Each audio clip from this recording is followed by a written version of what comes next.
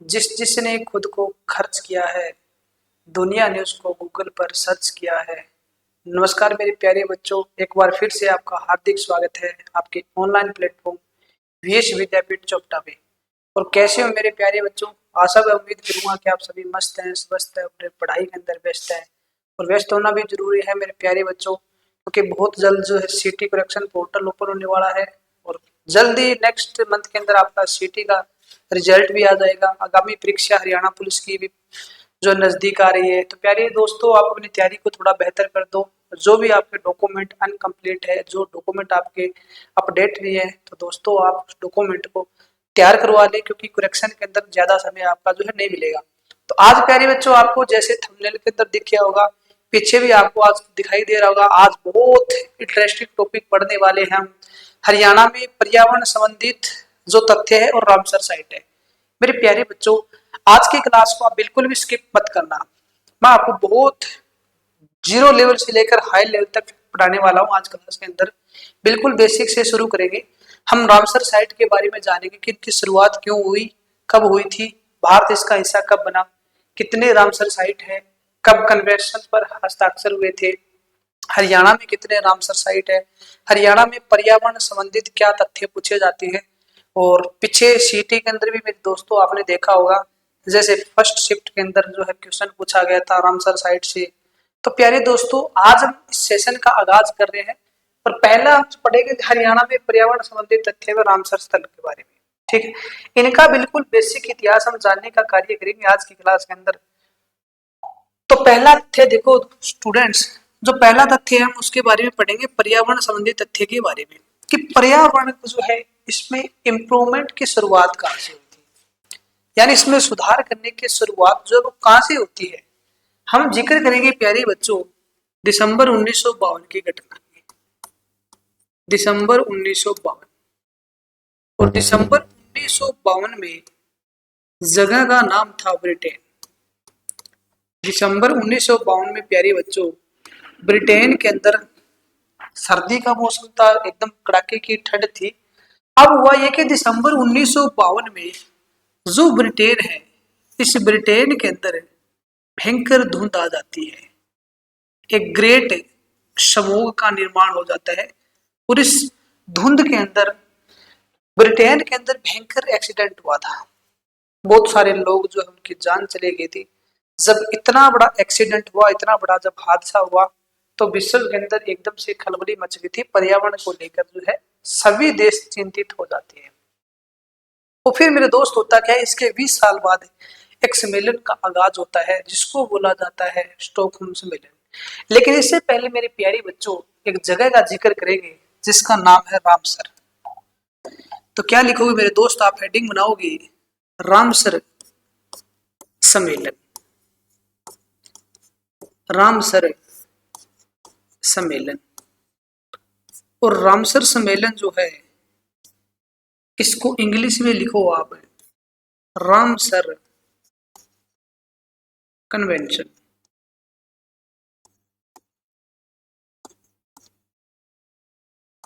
Ramsar convention, ठीक है। जो रामसर सम्मेलन या रामसर कन्वेंशन आपका जो मेरे दोस्त होता है, इस जगह का नाम रहेगा, ईरान के अंदर एक जगह है रामसर, वहां पर इस सम्मेलन का आगाज किया गया था। और इसमें आपसे पूछा जाए कि रामसर सम्मेलन का आयोजन किस वर्ष हुआ था, तो मेरे दोस्त पहला तथ्य लिखिए आप, इसका आयोजन, रामसर सम्मेलन का आयोजन, इसका आयोजन होता है 2 फरवरी 1971। 2 फरवरी 1971 को इस रामसर सम्मेलन का आगाज हुआ था मेरे दोस्त ईरान के अंदर। ईरान के अंदर हुआ था। और इस सम्मेलन का आयोजन क्यों हुआ था, क्यों रखा गया था, आपने देखा होगा मेरे दोस्त, ऑलरेडी 1952 के अंदर जब ब्रिटेन के अंदर ग्रेट स्मोक के बाद हादसा हो जाता है, तब सभी देश पर्यावरण को लेकर चिंतित हो जाती है। और जो आर्द्र भूमि है उनको संरक्षण करने के लिए, वेटलैंड को संरक्षण प्रदान करने के लिए इस सम्मेलन का आगाज किया गया था। यानी मेरे दोस्त इस सम्मेलन का आगाज जो है क्यों किया गया था, क्या इसका पर्पज था, क्या उद्देश्य था। तो उद्देश्य या पर्पज मेरे प्यारे बच्चों रहेगा आर्द्र भूमि को संरक्षित करना, आर्द्र भूमि को संरक्षण प्रदान करना। जितनी भी विश्व के अंदर वेटलैंड है इनको क्या करना, प्रोटेक्शन करना, संरक्षण प्रदान करना, बस इसी का एक मेन पर्पज था, प्रदान करना। दूसरा तथ्य मेरे दोस्त आपसे पूछा जाएगा कि रामसर स्थल जो है इसका आगाज 1971 में होता है, तो ये आपका लागू कब हुआ था, लागू कब हुआ था, या रामसर कन्वेंशन पर किस वर्ष सिग्नेचर हुए थे, हस्ताक्षर कब हुए थे। तो मेरे लाडले बच्चों आपको आंसर दे के आ रहा है 1975। किस वर्ष हो जाएगा, 1975, 1975। और रामसर सम्मेलन का आगाज जो है वो किस वर्ष होता है, 2 फरवरी 1971। इस दिन को विशेष मनाने के लिए 2 फरवरी को कौन सा दिवस मनाया जाता है, तो आप कहोगे गुरुजी दिवस मनाया जाता है विश्व आर्द्र भूमि दिवस। कौन सा हो जाएगा, विश्व आर्द्र भूमि दिवस। इसको मेरे प्यारे बच्चों आप इंग्लिश में बोल सकते हो world wetland day, world wetland day या विश्व आर्द्र भूमि दिवस मेरे लाडले बच्चों कब मनाया जाता है, तो ये 2 फरवरी को मनाया जाता है। क्यों, क्योंकि 2 फरवरी 1971 को ईरान के अंदर एक सम्मेलन होता है जिसका नाम था रामसर सम्मेलन। तो क्या लिखोगे मेरे दोस्त, 2 फरवरी को विश्व आर्द्र भूमि दिवस मनाया जाता है, यानी विश्व आर्द्र भूमि दिवस 2 फरवरी को मनाया जाता है। 2 फरवरी 1971 को ईरान के शहर के अंदर जो है रामसर के अंदर एक सम्मेलन होता है। इस दिन को विशेष मनाने के लिए 2 फरवरी को कौन सा दिवस मनाया जाता है, वर्ल्ड वेटलैंड डे मनाया जाता है। ठीक है, आगे देखो। उसके बाद मेरे प्यारे बच्चों आपको लिखना क्या है, इसी के अंदर आप अगला तथ्य नोट कीजिए, भारत रामसर स्थल में शामिल कब हुआ, भारत रामसर स्थल में कब शामिल हुआ, कब शामिल हुआ, या भारत रामसर स्थल में किस वर्ष शामिल हुआ,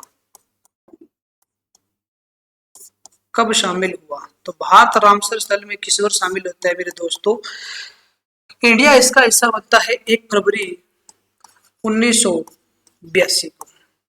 1 फरवरी 1982 को ऑलरेडी इंडिया जो है वो इसका क्या बन जाता है, पार्ट बन जाता है, इसका हिस्सा बन जाता है। और रामसर स्थल से आपको अगला तथ्य लिखना है मेरे दोस्तों, जो रामसर स्थल है इससे पहला क्वेश्चन लिखिए आप, भारत में कुल रामसर स्थल, भारत में कुल रामसर स्थल, यानी जून 2025 तक मेरे लाडले बच्चों इंडिया में टोटल रामसर स्थल आपके रहेंगे 91। कितने हो जाएंगे, 91 रामसर स्थल हो जाएंगे मेरे दोस्त।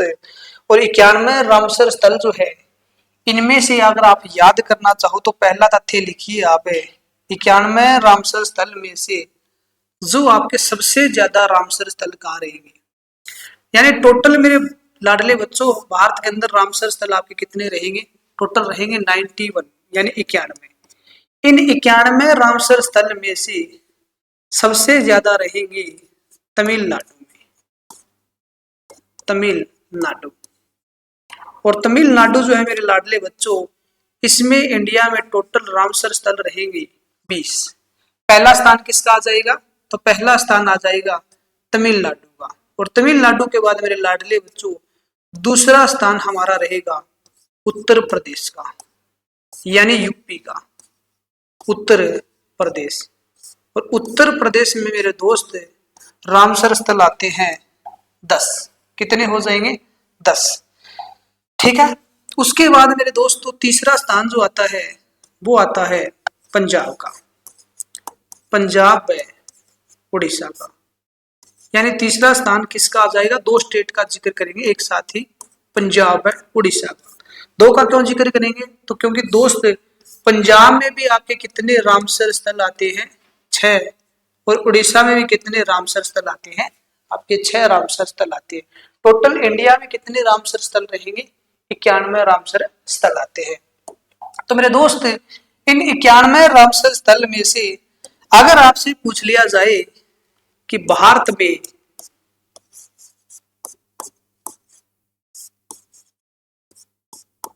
पहला स्थल जो रामसर में शामिल हुआ, भारत में पहला स्थल जो रामसर साइट में जब शामिल हुआ, जो रामसर साइट में शामिल हुआ, तो रामसर साइट में शामिल होने वाला मेरे लाडले बच्चों पहला स्थल जो है इंडिया का कौन सा हो जाएगा? तो मेरे दोस्त इनके बारे में नोट करना। इंडिया का जो पहला स्थल रामसर सम्मेलन में शामिल होने वाला, उसका नाम रहेगा चिल्का झील। कौन सा हो जाएगा मेरे लाडले बच्चों? तो वो हमारा हो जाएगा चिल्का झील। चिल्का झील। और चिल्का झील मेरे डियर स्टूडेंट्स कहाँ रहेगी? उड़ीसा के अंदर। कहाँ हो जाएगी? ओडिशा के अंदर। और चिल्का झील के बारे में मेरे दोस्त अगला तथ्य आपको लिखना है, यह है भारत की सबसे बड़ी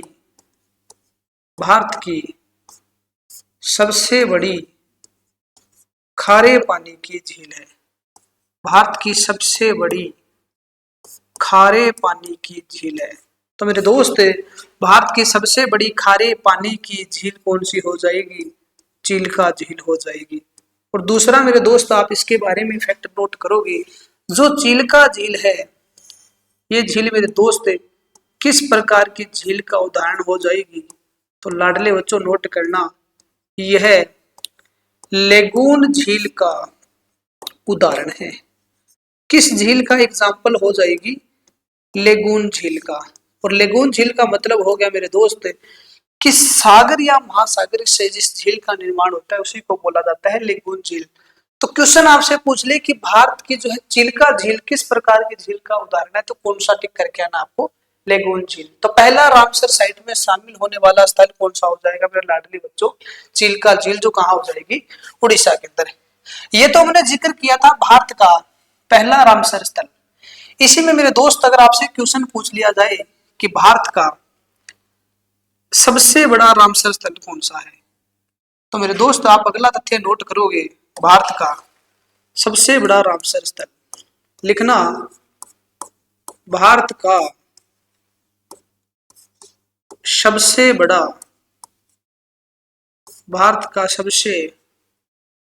बड़ा रामसर स्थल,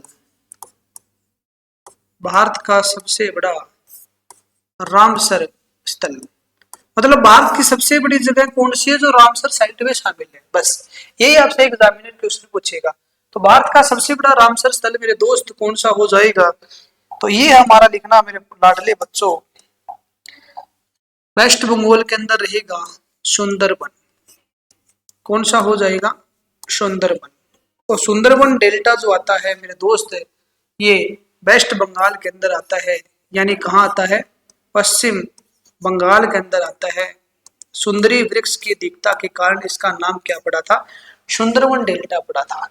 गंगा और ब्रह्मपुत्र नदी जो है सुंदरबन डेल्टा का निर्माण करती है, और सुंदरबन डेल्टा जो है, सुंदरबन आपका क्या आता है? भारत का सबसे बड़ा रामसर स्थल हो जाएगा। ठीक है, दूसरा लिखना मेरे दोस्त, सेकंड आप नोट करोगे, उसके बाद दूसरा लिखोगे आप,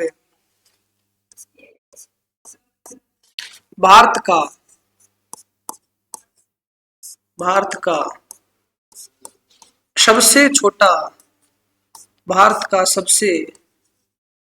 छोटा रामसर स्थल।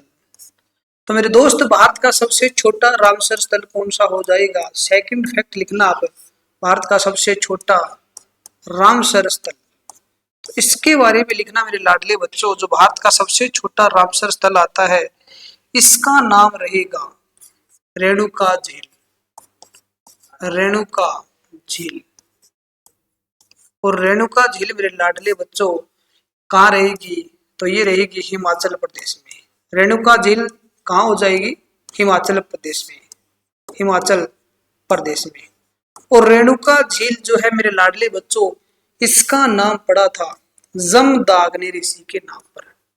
मतलब जमदाग्नि जो है उसकी पत्नी के नाम पर पड़ा था, जमदाग्नि ऋषि की पत्नी। तो जमदाग्नि ऋषि की पत्नी जिनका नाम क्या था, रेणुका नाम था।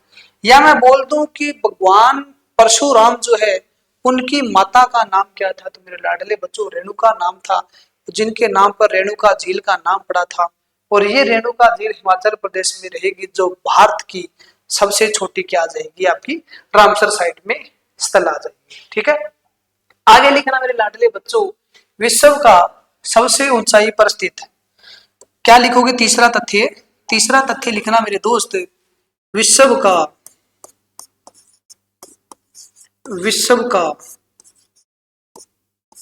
सर्वाधिक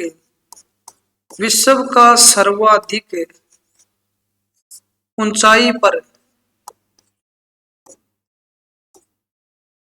विश्व का सर्वाधिक ऊंचाई पर स्थित रामसर स्थल, विश्व का सर्वाधिक ऊंचाई पर स्थित रामसर स्थल। तो मेरे लाडले बच्चों, विश्व का सबसे ऊंचाई पर स्थित रामसर स्थल हमारा रहेगा लद्दाख के अंदर। और लद्दाख के अंदर जो झील आती है उसका नाम है तसो मोरोरी। तसो मोरोरी, तो तसो मोरोरी मेरे लाडले बच्चों कहाँ हो जाएगी, लद्दाख के अंदर। तो दूसरी लाइन में मेरे लाडले बच्चों नोट करना, विश्व का सर्वाधिक ऊंचाई पर स्थित रामसर साइट हमारे इंडिया के अंदर लद्दाख केंद्र शासित प्रदेश में कौन सी हो जाएगी, तसो मोरोरी हो जाएगी। छोटी पूछे तो कौन सी है, रेणुका झील। सबसे बड़ा भारत का पूछे तो कौन सा हो जाएगा मेरे दोस्त, रेणुका हो जाएगा। ठीक है, रेणुका हो जाएगा। उसके बाद नेक्स्ट मेरे लाडले बच्चों जो आपको लिखना है वो लिखना है, विश्व का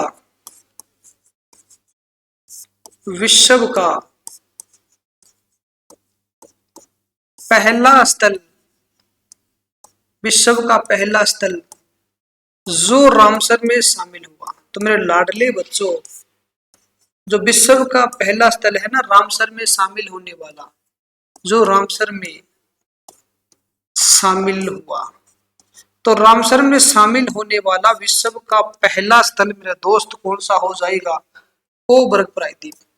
ऑस्ट्रेलिया का एक प्रायद्वीप आता है जिसका नाम आता है कोबर्ग। और कोबर्ग प्रायद्वीप जो है वो क्या हो जाएगा, विश्व का पहला रामसर साइट में शामिल होने वाला स्थल हो जाएगा। इसके ब्रैकेट में क्या लिखोगे मेरे लाडले बच्चों, ऑस्ट्रेलिया। क्या हो जाएगा, ऑस्ट्रेलिया। ठीक है, तो ऑस्ट्रेलिया के अंदर क्या हो जाएगा, कोबर्ग प्रायद्वीप हमारा क्या हो जाएगा, विश्व का सबसे पहला रामसर स्थल हो जाएगा। विश्व में सबसे ज्यादा रामसर साइट अगर पूछे प्रेजेंट के अंदर, तो सबसे ज्यादा जो आती है यूके के अंदर है। यानी विश्व में सर्वाधिक रामसर स्थल कहाँ है, तो मेरे लाडले बच्चों विश्व में सर्वाधिक रामसर स्थल हमारे हो जाएंगे यूके के अंदर। कहाँ हो जाएंगे, यूनाइटेड किंगडम में हो जाएंगे, यूके के अंदर। यूनाइटेड किंगडम जो आता है मेरे लाडले बच्चों, इसमें 175 से ज्यादा रामसर स्थल है। ठीक है, सबसे ज्यादा इसमें हो जाएंगे। अच्छा, जब हमने पढ़ा था तो टोटल जो है हमारे भारत के अंदर कितने रामसर स्थल है, तो मेरे लाडले बच्चों टोटल भारत के अंदर कितने रहेंगे, 91 रामसर स्थल है। ये जो 91 रामसर स्थल है मेरे लाडले बच्चों, इसमें से ही आपको एक और नोट करना है। इसमें मेरे दोस्त आप नोट क्या करोगे, इसमें आप नोट करोगे कि हरियाणा में कितने रामसर स्थल हैं। क्योंकि हम ऑलरेडी हरियाणा जी के पढ़ रहे हैं, तो आपको पता होना चाहिए मेरे लाडले बच्चों, हरियाणा में रामसर स्थल जो है वो आते हैं 2। कितने रहेंगे, तो हरियाणा में मेरे दोस्त नोट करना, हरियाणा में रामसर स्थल है 2। आप कहोगे गुरुजी कि हरियाणा में 2 रामसर स्थल कौन कौन से है, तो लिखना मेरे दोस्त, हरियाणा में जो 2 रामसर स्थल है इसमें से एक आपको नोट करना है सुल्तानपुर झील। सुल्तानपुर झील, और सुल्तानपुर झील जो है ये हरियाणा में मेरे दोस्त कहाँ हो जाएगी, ये हरियाणा के अंदर हो जाएगी गुरुग्राम में। गुरुग्राम की फरूखनगर तहसील में जो सुल्तानपुर लेक आती है मेरे लाडले बच्चों, जो प्रवासी पक्षियों के लिए सबसे फेमस आती है, जिसमें साइबेरियन सारस जो है बहुत प्रसिद्ध आता है। तो इस सुल्तानपुर झील को 2021 में रामसर साइट में शामिल किया गया था। और दूसरे मेरे लाडले बच्चों जो रहेगी वो रहेगी झज्जर की झील। और झज्जर में कौन सी झील आती है तो लिखना मेरे दोस्त है बिंडावास झील, बिंडावास झील। और बिंडावास झील जो है मेरे दोस्त ये कहाँ हो जाएगी, ये हो जाएगी झज्जर के अंदर। कहाँ हो जाएगी, झज्जर के अंदर। तो झज्जर की बिंडावास झील और गुरुग्राम की सुल्तानपुर झील जो है ये मेरे लाडले बच्चों हरियाणा के 2 रामसर साइट जो है वो किस बार शामिल हुए थे 2021 में। तो हरियाणा में मेरे लाडले बच्चों जो कितने रामसर स्थल हो जाएंगे, तो आप कहोगे गुरुजी हरियाणा में हो जाएंगे 2 रामसर स्थल, एक सुल्तानपुर झील एक बिंडावास झील। तो पहला तथ्य मेरे दोस्त हमने क्या जाना, जैसे मैंने आपको स्टार्टिंग में ही भी बताया था, हमने ऊपर हेडिंग डाली थी कि हम पढ़ेंगे हरियाणा में पर्यावरण संबंधी तथ्य व रामसर स्थल।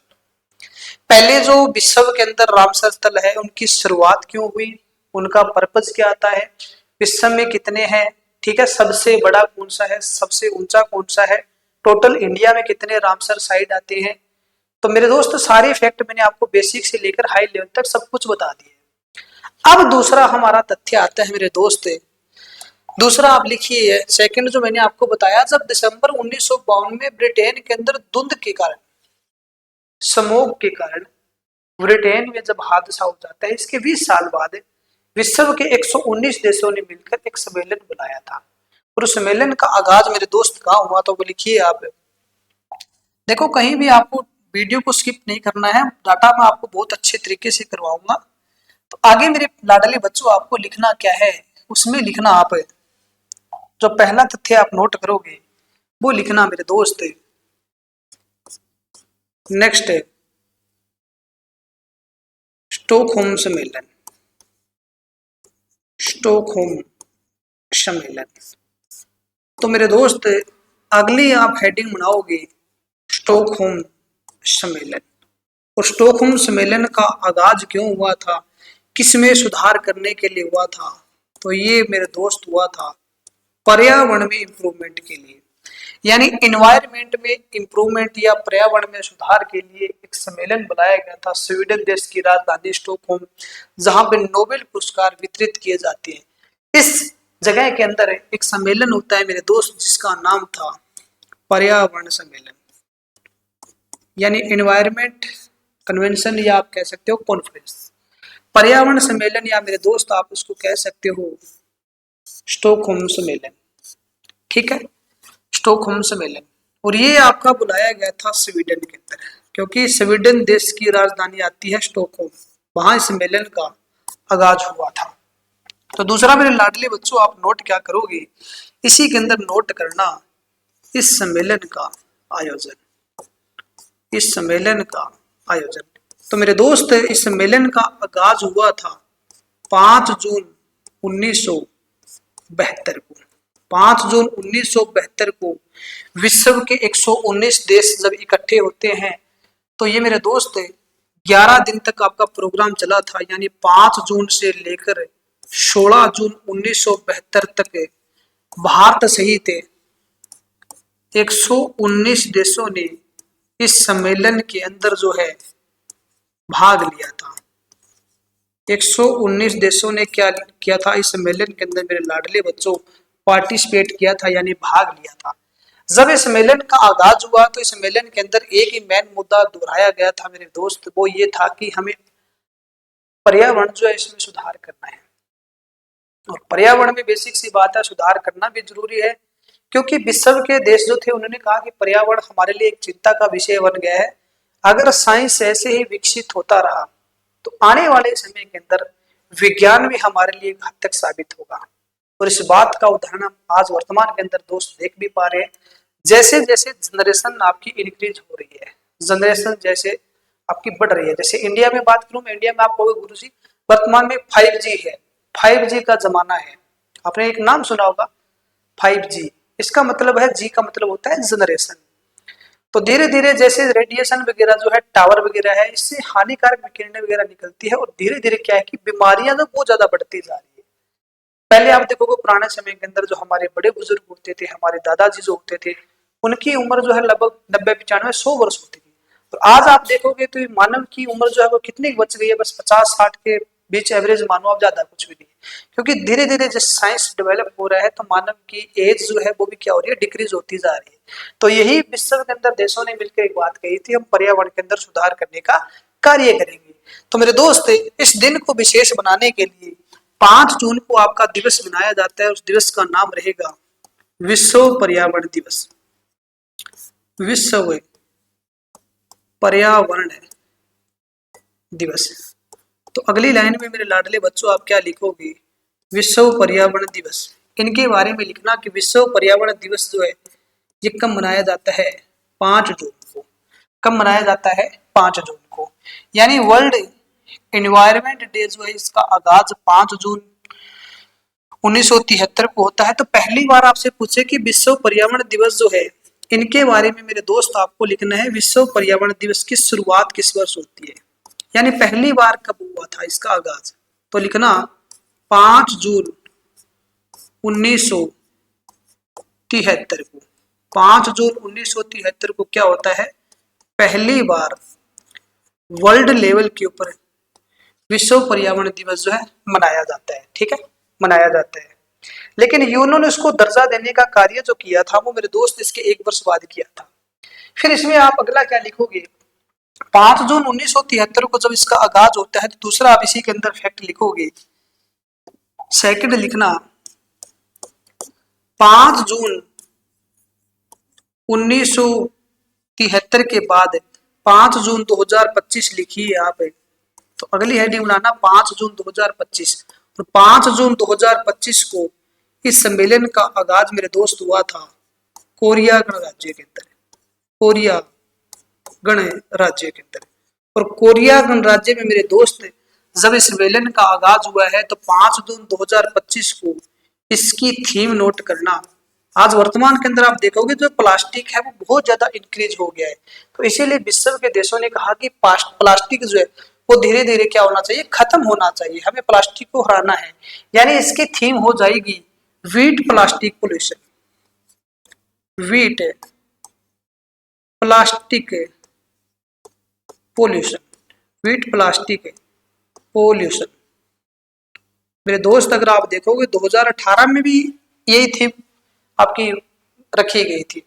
जब भारत में नई दिल्ली में इस सम्मेलन का आगाज हुआ था तब भी इसकी थीम यही थी। आज भी वर्तमान के अंदर इसकी थीम यही है। यानी आप क्या कह सकते हो, इसको लिख सकते हो प्लास्टिक प्रदूषण को मात दो। प्लास्टिक प्रदूषण को मात दो।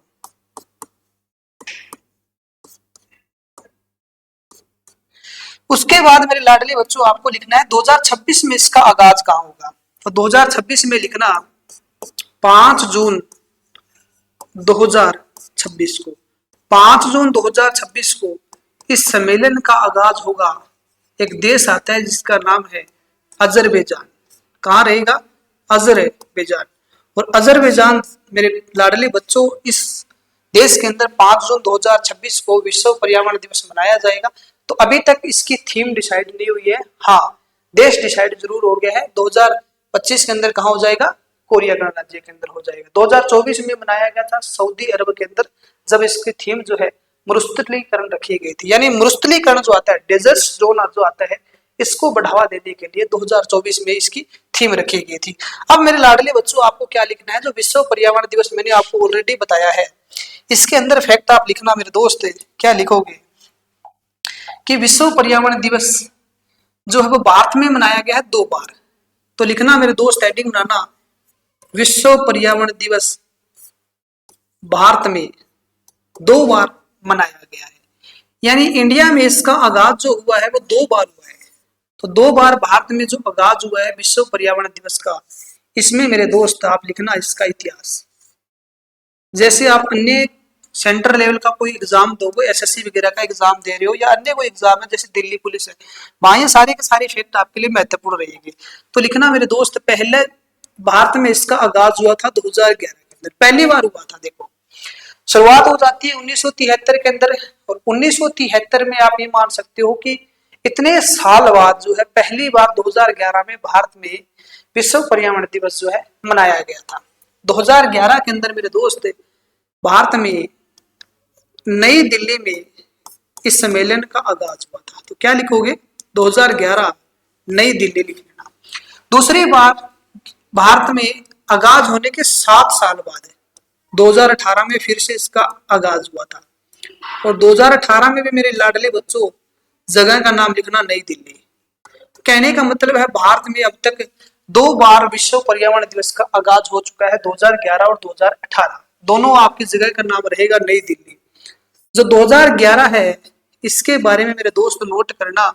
2011 में जब विश्व पर्यावरण दिवस का आगाज हुआ था तब इसकी थीम थी वन प्रकृति, वन प्रकृति आपकी सेवा में, वन प्रकृति आपकी सेवा में। और फिर मेरे लाडले बच्चों दूसरा आपको नोट करना है, जो 2018 में नई दिल्ली में सम्मेलन हुआ था इसकी थीम थी beat plastic pollution, beat plastic pollution.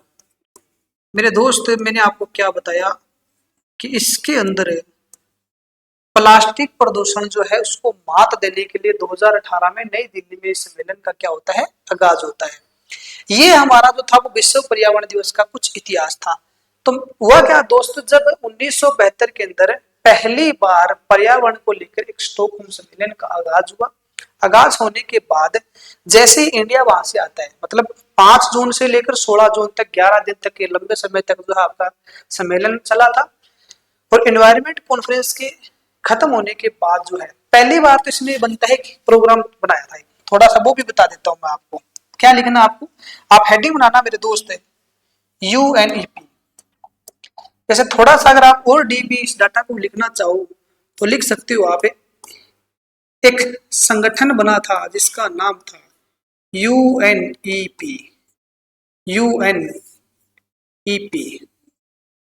मेरे दोस्त जो UNEP आपका बना, इसमें U का मतलब रहेगा यूनाइटेड, N का बनेगा नेशन, यूनाइटेड नेशन। E से बनेगा एनवायरमेंट, यूनाइटेड नेशन एनवायरमेंट। और P से मेरे लाडले बच्चों नोट करना programme, United Nation Environment programme.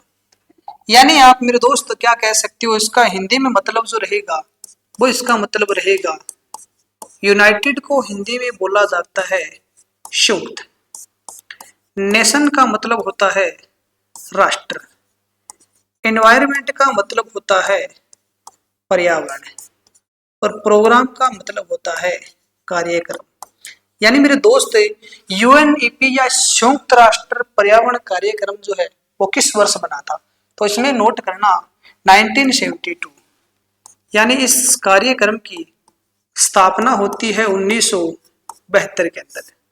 स्थापना के आगे लिखना मेरे दोस्त 1972। जब 1972 में इस सम्मेलन की स्थापना होती है तो इसका हेडक्वार्टर बनाया गया था केन्या के अंदर। और केन्या के अंदर मेरे दोस्त जगह का नाम रहेगा नैरोबी। कहाँ हो जाएगा?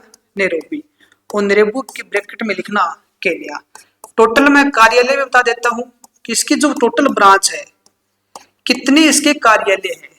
इसके टोटल मेरे दोस्त कार्यालय जो आते हैं वो आते हैं 6 कार्यालय। यानी 6 कार्यालय ऐसे हैं जो क्या करता है? पर्यावरण के कार्यक्रम चलाता है, एनवायरमेंट के प्रोग्राम करता है। मतलब हमारा देश जो है और विश्व हमारा जो है, टोटल पूरा का पूरा वर्ल्ड जो है पर्यावरण से किसी प्रकार से जो है उससे समस्या उत्पन्न ना हो। ठीक है। फिर मेरे लाडले बच्चों होता क्या है, उसके जस्ट बाद में थोड़ा सा आपको इतिहास बता देता हूँ। क्या होता है उसके जस्ट बाद? हुआ ये था कि जब इस सम्मेलन का आगाज हुआ, आगाज होने के बाद भारत ने क्या किया कि एक एक्ट पारित किया। बहुत इंपॉर्टेंट चीज है। मैं उम्मीद कर रहा हूं मेरे लाडले बच्चों की सेशन आपको बहुत अच्छे से समझ आ रहा होगा, अच्छा लग रहा होगा, मजा भी आ रहा होगा। ठीक है। देखो आप क्या होता है, भारत जो है क्या बनाता है मेरे दोस्त, इंडिया ने एक एक्ट बनाया जिसका नाम था WPA। और WPA के सामने मेरे दोस्त नोट करना 1972। WPA 1972। आप कहोगे गुरुजी ये क्या है? ये है मेरे दोस्त जिसमें W का मतलब रहेगा world life, world life. P का मतलब बनेगा protection, world life protection. A का मतलब होता है एक्ट। हिंदी में लिखना मेरे दोस्त, हिंदी में इसका मतलब होता है वन्य जीव। वर्ल्ड लाइफ का मतलब हो गया वन्य जीव, वन्य जीव। ठीक है। प्रोटेक्शन का मतलब हो गया मेरे दोस्त संरक्षण, संरक्षण। और एक्ट का मतलब हो गया अधिनियम, अधिनियम। यानी वन्य जीव संरक्षण अधिनियम जो है वो मेरे लाडले बच्चों भारत में किस वर्ष पारित होता है? तो 1972 के अंदर, 1972 के अंदर। 1972 में एक एक्ट पारित कर दिया गया था जिसका नाम था वाइल्ड लाइफ प्रोटेक्शन एक्ट। यानी वाइल्ड लाइफ प्रोटेक्शन एक्ट 1972 के तहत आप वन के प्राणी को नुकसान नहीं पहुंचा सकते। अगर आप ऐसा करते हो मेरे दोस्त तो आपके ऊपर कार्रवाई हो सकती है। तो वन के प्राणी को मारना अपराध है। ठीक है। इसके लिए कौन सा समुदाय जो है वो अपना बलिदान देने के लिए तैयार है? यानी पर्यावरण का मित्र कहा जाता है बिश्नोई समाज को। और आप देखोगे कि सलमान खान ने एक फिल्म बनाने के उद्देश्य से एक काले हिरण का शिकार कर लिया था। आज भी उसके ऊपर जोधपुर हाई कोर्ट में केस चल रहा है और बिश्नोई समुदाय उसके पीछे बड़ा हाथ हो। तो मतलब बिश्नोई समाज जो है वो, उसके बारे में इतिहासकारों द्वारा कुछ इतिहासकार लिखते हैं कि जो गुरु जम्बेश्वर जी महाराज थे, विष्णु के अवतार गुरु जम्बेश्वर जी महाराज ने अंतिम समय के अंदर जो है अपने 29 नियम दिए थे, जिसका मतलब था 20+2। सारे के सारे 29 नियम आपके प्रकृति से जुड़े थे, पर्यावरण से जुड़े हैं। जैसे प्रकृति को नुकसान न पहुंचाना, मांस वगैरह न खाना, ये बहुत से नियम थे। मतलब कभी बताएंगे आपको खेजरली आंदोलन है, अन्य कोई आंदोलन आ गया तो सारे बताऊंगा आपको मैं। फिलहाल मेरे दोस्त आपको लिखना है WPA 1972। फिर मेरे दोस्त आपको अगला लिखना है इसके बाद CP, CB। मेरे दोस्त आप दूसरी हेडिंग बनाना CP, CB। और जो CP, CB है इसका अर्थ मेरे लाडले बच्चों, C से हमारा बनेगा सेंट्रल, सेंट्रल। P से हमारा बनेगा पोल्यूशन, सेंट्रल पोल्यूशन। नेक्स्ट जो C आता है इसका अर्थ रहेगा control, Central Pollution Control Board. B से मेरे लाडले बच्चों हमारा बनेगा बोर्ड। इसका हिंदी में क्या अर्थ रहेगा? तो हिंदी में नोट करना, हिंदी में मेरे लाडले बच्चों इसका मतलब रहेगा, सेंटर मतलब होता है केंद्र और सेंट्रल मतलब होता है केंद्रीय। पोल्यूशन का मतलब होता है मेरे दोस्त प्रदूषण। कंट्रोल का मतलब होता है नियंत्रण, केंद्रीय प्रदूषण नियंत्रण बोर्ड, ऐसे लिख लेना आप, केंद्रीय प्रदूषण नियंत्रण बोर्ड। मेरे दोस्त लिखोगे क्या आप? जो केंद्रीय प्रदूषण नियंत्रण बोर्ड है इनके बारे में पहला तथ्य आप नोट करोगे, इस बोर्ड की स्थापना, स्थापना। तो इस बोर्ड की स्थापना हुई मेरे लाडले बच्चों 1974 के अंदर। किस वर्ष होती है? 1974 के अंदर। और 1974 में मेरे दोस्त इस बोर्ड की स्थापना होती है। तो इस बोर्ड का मुख्यालय रहेगा नई दिल्ली में। कहाँ हो जाएगा? नई दिल्ली के अंदर। यानी जो प्रदूषण है इसको नियंत्रण करने के लिए, इसको कंट्रोल करने के लिए एक बोर्ड बना 1974 के अंदर, जिसका नाम था सेंट्रल पोल्यूशन कंट्रोल बोर्ड। आज भी मेरे लाडले बच्चों अगर आप देखोगे, जो दिल्ली NCR का इलाका है, दिल्ली है और उसके आसपास का इलाका जो आता है, इसमें ज्यादातर जो है वो कौन से व्हीकल को बढ़ावा दिया जा रहा है? EV को। यानी कौन से व्हीकल? आपके इलेक्ट्रिकल व्हीकल को बढ़ावा दिया जा रहा है। और जो हमारे मोटरसाइकिल और अन्य जो आते हैं तो इससे हानिकारक धुआं निकलता है कार्बन मोनोऑक्साइड, जो मानव के लिए घातक है। इसीलिए इलेक्ट्रिकल व्हीकल को ज्यादा बढ़ावा दिया जा रहा है। सरकार सोच रही है कि जितना इलेक्ट्रिकल व्हीकल जो है उसको बढ़ावा मिलेगा तो हमारा पर्यावरण क्या होगा, एक हरा भरा होगा। इसलिए आप देखोगे जो उसकी नंबर प्लेट होती है वो क्या होगी, आपको ग्रीन मिलेगी। इलेक्ट्रिकल व्हीकल की नंबर प्लेट ग्रीन होने का कारण क्या है, क्योंकि उससे हमारा पर्यावरण क्या होगा, एक हरा भरा रहेगा, उसको किसी प्रकार का नुकसान नहीं होगा। आगे देखो मेरे दोस्त, उसके जस्ट बाद आप सेकंड हेडिंग बनाना, सीपीसीबी के बाद दूसरी हेडिंग लिखना मेरे दोस्त, एच एस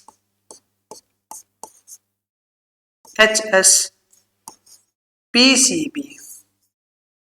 HSPCB, जो HSPCB है इसका मतलब है एच से हमारा बनेगा हरियाणा, एस से बनेगा मेरे दोस्त स्टेट, हरियाणा स्टेट, पी से बनेगा पोल्यूशन, हरियाणा स्टेट पोल्यूशन, सी से बनेगा कंट्रोल और बी से हमारा बनेगा बोर्ड। यानी मेरे दोस्त इसका हिंदी में जो मतलब हमारा रहेगा वो रहेगा हरियाणा राज्य, हरियाणा राज्य, हरियाणा राज्य प्रदूषण नियंत्रण बोर्ड, हरियाणा राज्य प्रदूषण नियंत्रण बोर्ड, हरियाणा राज्य प्रदूषण नियंत्रण बोर्ड। इनके बारे में लिखना मेरे दोस्त, इस बोर्ड की स्थापना 1974 में सेंटर लेवल पे बना था और 1974 में ही अपने स्टेट लेवल पे हरियाणा में बना था। तो स्थापना दोनों की सेम हो जाएगी 1974। जो केंद्रीय प्रदूषण नियंत्रण बोर्ड है इसका मेरे दोस्त हेडक्वार्टर आता है नई दिल्ली के अंदर, लेकिन हरियाणा वाला जो आता है ना, हरियाणा राज्य वाला, उसका मुख्यालय रहेगा, हमारा हेडक्वार्टर कहाँ हो जाएगा, पंचकुला में। कहाँ लिखोगे मेरे दोस्त, पंचकुला में। तो हरियाणा राज्य प्रदूषण नियंत्रण बोर्ड मेरे दोस्त 1974 में बना, जिसका मुख्यालय कहाँ हो जाएगा, पंचकुला के अंदर हो जाएगा, जिसको बोला जाता है HSPCB यानी Haryana state pollution Control board हो जाएगा। ठीक है मेरे दोस्त। उसके बाद अगली वाली लाइन के अंदर आपको नोट करना है EPA। आगे मेरे दोस्त आप नोट क्या करोगे, EPA, EPA 1986, 1986। EPA 1986 में मेरे दोस्त क्या लिखोगे, जो वन के प्राणी को आप किसी प्रकार का नुकसान नहीं पहुंचाते, ये तो हमारा WPA 1972 कहता है, यानी वर्ल्ड लाइफ प्रोटेक्शन एक्ट 1972 कहता है। लेकिन आप पेड़ों को भी तो नहीं काट सकते, पेड़ भी तो हरे भरे रहने जरूरी है। तो ये हमारा एक्ट कहता है 1986 वाला। क्या लिखोगे मेरे दोस्त, इसमें आपको नोट करना है, ई से हमारा बनेगा environment, environment, environment protection act, protection act. यानी हिंदी में मेरे दोस्त लिखना आप पर्यावरण, पर्यावरण संरक्षण अधिनियम, पर्यावरण संरक्षण अधिनियम। तो मेरे दोस्त पर्यावरण संरक्षण अधिनियम जो है वो किस वर्ष पारित होता है, तो लिखना इसके अंदर 1986। किस वर्ष पारित हुआ था, 1986 के अंदर पारित हुआ था। तो मेरे लाडले बच्चों, आज की क्लास के अंदर हमने हरियाणा में पर्यावरण से रिलेटेड जो मुद्दे आते हैं, जो फैक्ट आते हैं, उनको पढ़ा।